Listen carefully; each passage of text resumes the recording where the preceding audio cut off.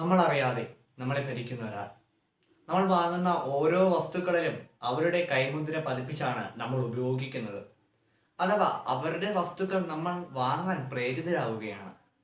നമ്മൾ അറിയാതെ നമ്മൾ അവരുടെ വസ്തുക്കൾ വാങ്ങിപ്പോകുന്നു. എങ്ങനെയാണ് നമ്മൾ വാങ്ങുന്നത്? ആരൊക്കെയാവാം ഇങ്ങനെ ഒരു സംഘടന രൂപീകരിച്ചത്?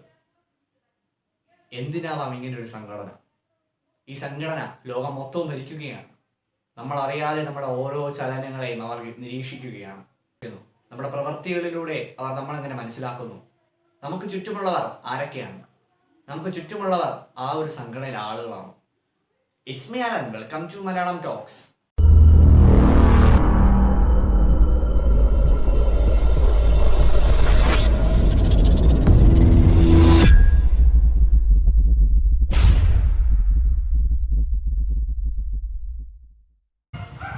ഏതാണ് ആ സംഘടന? നമ്മളറിയാതെ നമ്മെ ഭരിക്കുന്ന ഇലൂമിനാറ്റി.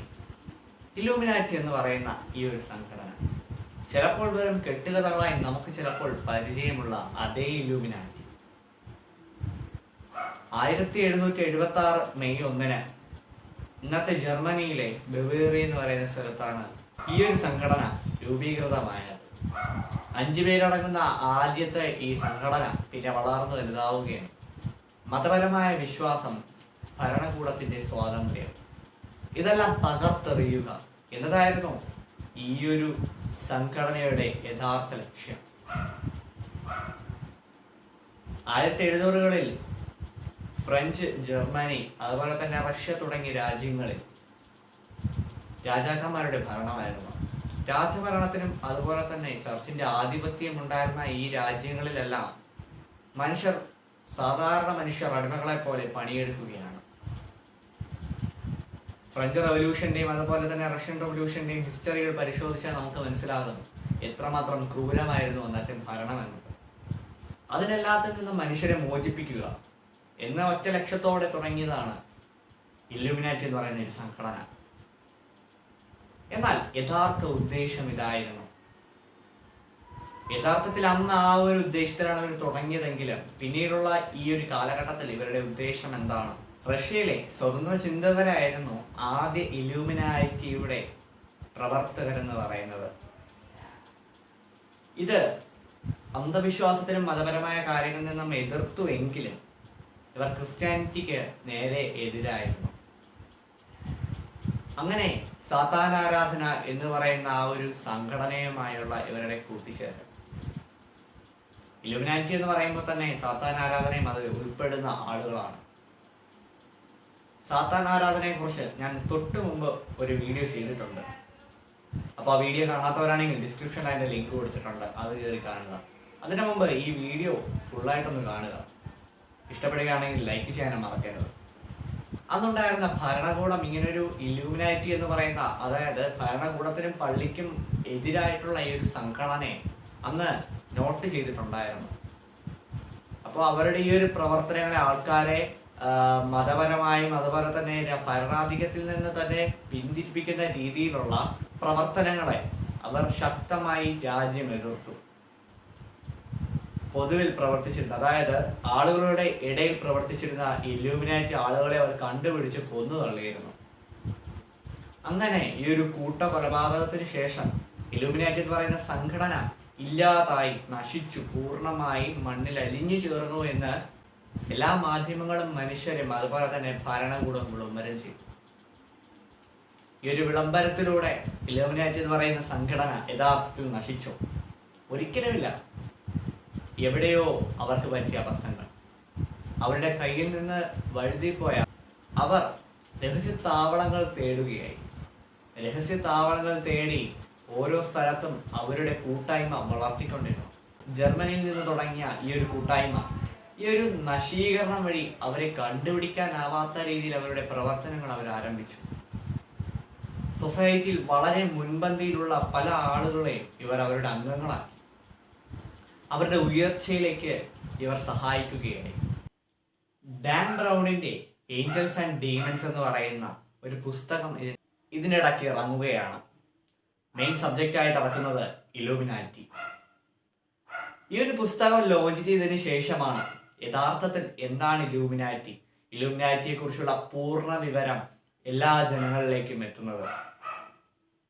ആക്ച്വലി ഇതൊരു പരസ്യമായിട്ട് വേണമെങ്കിൽ നമുക്ക് കരുതാം. ലോകത്തെ നിയന്ത്രിക്കാൻ തക്കതായ അറിവും പണവും അതുപോലെ തന്നെ ഓരോ സ്ഥാപനങ്ങളിൽ നിർണായകമായ സ്ഥാനങ്ങൾ വഹിക്കുന്ന ഉദ്യോഗസ്ഥർ വരെ ഈ ഒരു സംഘടനയിലുണ്ട്.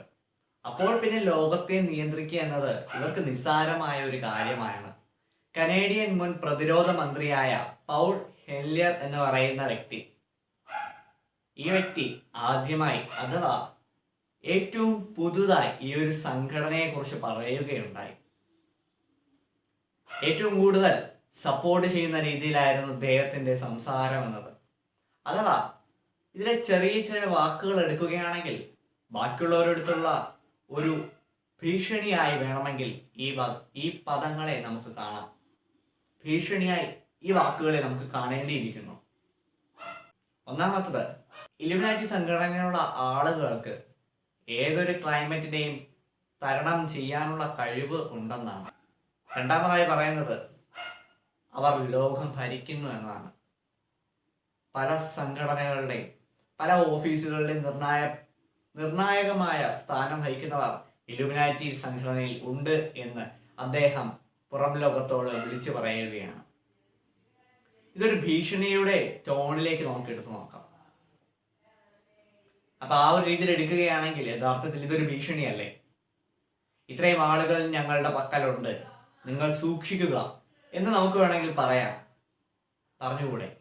അവർക്ക് എന്തൊരു പ്രതിസന്ധിയും തരണം ചെയ്യാനായിട്ട് സാധിക്കും, നിങ്ങൾ അവരെ ബുദ്ധിമുട്ടിപ്പിക്കരുത് എന്നൊരർത്ഥവും ആ ഒരു ക്ലൈമറ്റിന്റെ കാര്യത്തിലില്ലേ? ആദ്യമേ ഞാൻ പറഞ്ഞു, ഈ ഒരു സംഘടന രൂപീകൃതമായ തന്നെ ജനങ്ങളെ ആ ഒരു ഭരണകൂടത്തിൽ നിന്ന്, അത്രയും വലിയൊരു ക്രൂരമായ ഭരണത്തിൽ നിന്ന് രക്ഷിക്കുക എന്നതാണ് ഈ ഒരു സംഘടനയുടെ ലക്ഷ്യമായി തുടങ്ങിയത്. അപ്പോഴേ ഞാൻ പറയുകയുണ്ടായി, ഇന്നത്തെ ഇതിന്റെ ലക്ഷ്യം എന്തായിരിക്കാന്ന്. അതെ, ജനങ്ങളെ സേവിക്കുക. ആ ഒരു ലക്ഷ്യത്തിൽ തുടങ്ങി എങ്കിലും സ്വന്തം താല്പര്യാർത്ഥം ലാഭമുണ്ടാക്കുക എന്നുള്ള ആ ഒരു ഒബ്ജക്റ്റീവിലേക്ക്, ആ ഒരു ടാസ്ക്, അവരുടെ ആ ഒരു എയിമിലേക്ക് അവർ എത്തിച്ചേരുകയാണ്. ആരെ കൊന്നാലും പണം ഉണ്ടാക്കുക, ആരെ മുന്നിൽ നിർത്തി കളിച്ചാലും അവർക്ക് പണം വേണം.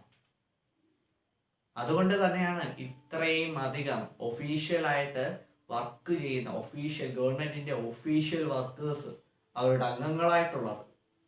നമ്മൾ സൂക്ഷിക്കേണ്ടിയിരിക്കുന്നു ഇലുമിനാറ്റി എന്ന് പറയുന്ന സംഘടനയെ. ആദം വെയ്ഷാർട്ട് എന്ന് പറയുന്ന വ്യക്തിയാണ് ഇലുമിനാറ്റി എന്ന് പറയുന്ന വലിയൊരു സംഘടനയ്ക്ക് തന്നെ ഫൗണ്ടറായിട്ടാണ് അതിന് രൂപീകൃതമാകാൻ സഹായിച്ചത്. The founder of Illuminati, Adam Weishaupt. നമ്മുടെ ലോകം ഭരിക്കുന്നത് ഇലുമിനാറ്റി എന്ന് ഞാൻ പറഞ്ഞു. പക്ഷെ അതിനുള്ള തെളിവുകൾ ഞാൻ പറഞ്ഞിട്ടില്ലായിരുന്നു. ദാ തെളിവുകൾ. ഫേസ്ബുക്ക് എന്ന് പറയുന്ന ലോകപ്രശസ്തമായ വെബ്സൈറ്റ്, ഇത് നമ്മുടെ ഫോണുകളിൽ, നമ്മുടെ ആപ്പും അതുപോലെ തന്നെ നമ്മുടെ സോഫ്റ്റ്വെയർ, നമ്മുടെ സൈറ്റുകളിലെല്ലാം കിട്ടുന്ന, നമ്മൾ കൂടുതലായിട്ട് യൂസ് ചെയ്യുന്ന ഒരു സോഷ്യൽ മീഡിയ ഫേസ്ബുക്ക് എന്ന് പറയുന്ന ആ ഒരു ലോഗോ, എഫ് എന്ന് പറയുന്ന ആ ഒരു സിമ്പിൾ ബ്ലൂ കളറിന്റെ അകത്ത് നിർത്തിയിട്ട് അതിൽ ഫേസ്ബുക്ക് എന്ന് പറയുന്ന ആ ഒരു ലോഗോയ്ക്കകത്ത് എഫ്, അതുപോലെ തന്നെ താഴെയായിട്ട് ഒരു ലൈക്കിന്റെ ആ ഒരു തമ്പ്. നമുക്കതിൻ്റെ എഫ് മാത്രമായിട്ട് എടുത്തു നോക്കാം. യഥാർത്ഥത്തിൽ ആ ലോഗോ ട്യൂബൽ കെയിൻ എന്ന് പറയുന്ന ഒരു സിമ്പലാണ്. അതായത് ബൈബിളിലെ ആദ്യ കൊലപാതകയായ ട്യൂബൽ കെയിൻ്റെ സിമ്പലായിട്ടാണ് ആ ഒരു സിമ്പൽ കാണപ്പെടുന്നത്. അതിനുമായിട്ട് വളരെ സാമ്യം തോന്നുന്ന രീതിയിലാണ് ഫേസ്ബുക്കിൻ്റെ എഫ് എന്ന് പറയുന്ന സിമ്പൽ ഇന്നവർ ചെയ്തിട്ടുള്ളത്. സെക്കൻഡ് വൺ എന്ന് പറയുന്നത് നിവേഡിയ ഗ്രാഫിക്സ് കാർഡുകളിൽ ഏറ്റവും കൂടുതൽ പ്രചാരമുള്ള ഒരു ഗ്രാഫിക്സ് കാർഡാണ് നിവേഡിയത്. അപ്പോൾ അതിൻ്റെ ആ കണ്ണെന്ന് പറയുന്നത് ദൈ ഓഫ് പ്രൊവിഡൻസ് എന്ന് പറയുന്ന ആ ഒരു ഇലുമിനാറ്റി സൈന്യമായിട്ട് വളരെ സാമ്യം തോന്നുന്ന ഒരു സിമ്പലാണ് നിവേഡിയത്. പെപ്സിക്ക് ഒരു സ്ഥിരമായ ഒരു സിമ്പല് നമുക്കൊരിക്കലും കാണാനായിട്ട് സാധിക്കുന്നില്ല. എന്നാൽ ആ ഒരു ലോഗോ മാറുന്നതിനനുസരിച്ച് അതിൻ്റെ പെപ്സി എന്ന് പറഞ്ഞ കമ്പനി ബ്രാൻഡ് നെയിം മാറുന്നില്ല. അതിനെ നമ്മളൊന്ന് തലതിരിച്ച് വായിച്ചു നോക്കിയാൽ ഈസ് ദാറ്റ് എന്ന് പറയുന്ന ആ ഒരു വാക്കിലേക്ക് നമ്മൾ എത്തുന്നു. പെപ്സി തലതിരിച്ചിടുമ്പോൾ ഈസ് ദാറ്റ്. കെലോഗ്സ് ഓട്സ് എന്നൊക്കെ പറയുന്ന നമുക്കിന്ന് പരസ്യത്തിൽ കാണുന്ന ആ ഒരു കമ്പനി, ആ എൽ എഴുതിയിരിക്കുന്ന ആ മോഡലിൽ നിന്ന് നമുക്ക് മനസ്സിലാക്കാം 666, 3 6, അതായത് സാത്താൻ്റെ നമ്പർ എന്ന് നമ്മൾ വിശേഷിപ്പിക്കുന്ന ആ നമ്പർ നമുക്ക് അതിൽ നിന്ന് ചൂർന്നെടുക്കാനായിട്ട് സാധിക്കുന്ന ഒന്നാണ്. വാൾട്ട് ഡിസ്നി എന്ന് പറയുന്ന നമ്മുടെ പ്രശസ്തമായ മിക്കി മൗസ് കാർട്ടൂണുകൾ ഇറക്കുന്ന വാൾട്ട് ഡിസ്നി അത് എഴുതിയിരിക്കുന്ന രീതിയിൽ നിന്ന് 666 എന്ന് പറയുന്ന ആ ഒരു സാത്താൻ നമ്പർ നമുക്ക് എടുക്കാനായിട്ട് സാധിക്കും, നമുക്ക് കാണാനായിട്ട് സാധിക്കും. കൊക്കോകോള എന്ന് പറയുന്ന ഈ ഒരു ആ ഒരു സംഭവത്തിൽ നമ്മൾ കണ്ണാടിയിലോ നമ്മളൊന്ന് വെച്ച് നോക്കിക്കഴിഞ്ഞാൽ അത് ഒരു അറബിക് വാക്കാണ്. ലാ മുഹമ്മദ് ലാ മക്ക എന്നാണ് അറബി പറയുന്നത്. ഇതിൻ്റെ അർത്ഥം എന്ന് പറയുന്നത് മുഹമ്മദ് ഇല്ല, മെക്കയില്ല, ദൈവമില്ല എന്നതാണ് അതിൻ്റെ അർത്ഥം. They are totally deviated from gods. ദൈവപ്രീതിക്കും ദൈവത്തിനും ദൈവാചാരങ്ങൾക്കും എതിരാണ് ഇല്ലൂമിനാറ്റി എന്ന് പറയുന്നതിനുള്ള വ്യക്തമായ തെളിവ് കൊക്കോള തരുന്നു. ഇതിൽ നിന്ന് പല രീതിയിലുള്ള ആളുകൾ രക്ഷപ്പെട്ടിട്ടുണ്ട്. ഇല്ലൂമിനാറ്റിയുടെ കെണിയിൽ നിന്ന് രക്ഷപ്പെട്ട നിരവധിയായിട്ടുള്ള ആളുകളുണ്ട്.